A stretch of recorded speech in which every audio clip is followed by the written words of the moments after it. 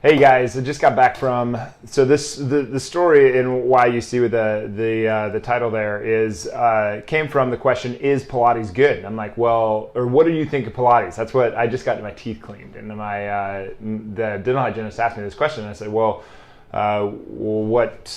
is it for you? And she said, yeah, for me. And I said, well, what are you trying to get out of it? And she said, well, because of my job and because I want a strong core. And she went through the list of, the normal list of things that you would want to do exercise for. And I was like, okay, well, that's great. It just kind of depends on the person. Everybody's an individual. So my question to her, it basically boiled down to me asking her the question, would you clean every single buddy's teeth the exact same way?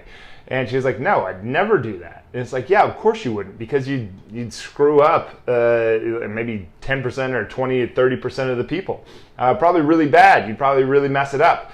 And so then it came back to, so it's the same thing with exercise. It's that individual component. It's like every single person has a little bit of tailoring to it. There might be some similarities, but there's going to be differences too. And so so that's what it came down to. And then I started thinking about, like, would you ever take it to a mechanic that would do the exact same thing? Like if you took a full ton truck and you took it to a mechanic and the mechanic treated it like it was a Dodge Neon. I don't even know if they still make Dodge Neons, but a little tiny car. You wouldn't get the same service. Or if a surgeon was just decided, oh, I'm only going to do knee surgeries, even if the person came in for a shoulder. It's like, well, now we've got a problem. It's that individualization. I realize that I'm kind of overstating it, but the point of this is that you have to individualize everything to every single person. And the funny thing is that the gym, you would never think that a surgeon couldn't get away with this, a therapist couldn't get away with this, a mechanic couldn't get away with this, a doctor couldn't get away, nobody could get away with this. But for some reason, gyms, like, why can gyms for some reason get away with this? Why don't we sit back and go, man, that is ridiculous that not everything is tailored to each person. They do the same, you look at a kickboxing class, they do the same number of punches, the same number of kicks, the same number of sit-ups, the same number of push-ups across every single person, not taking into account training age, experience, like actual physical fitness. Should they even be throwing a punch? What level of deconditioned are they? All these different things that we would go over in an assessment at Grit Gym.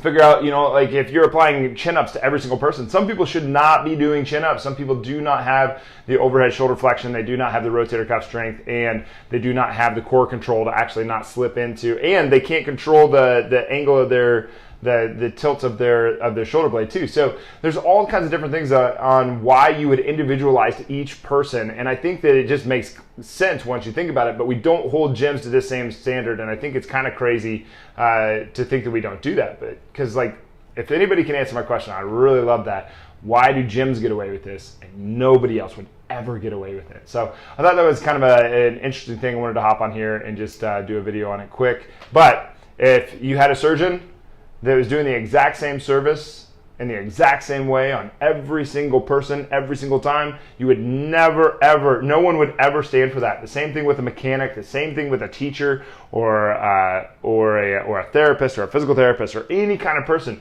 that doesn't tailor it a little bit to that person. There might be some similarities, but there's always going to be some individual factors involved. So I think if you're going to look for a gym, if you're out there and you're looking for a gym, make sure that you do not just sit back and go, oh, that's what I should do, because everybody is doing the same thing. If everybody is doing the same thing in that space, you should probably think about walking away.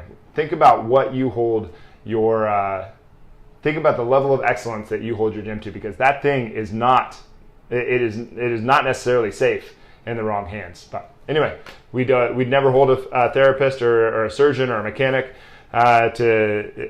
we would never accept that they would do the same thing with every single person, just like you shouldn't accept it from a gym.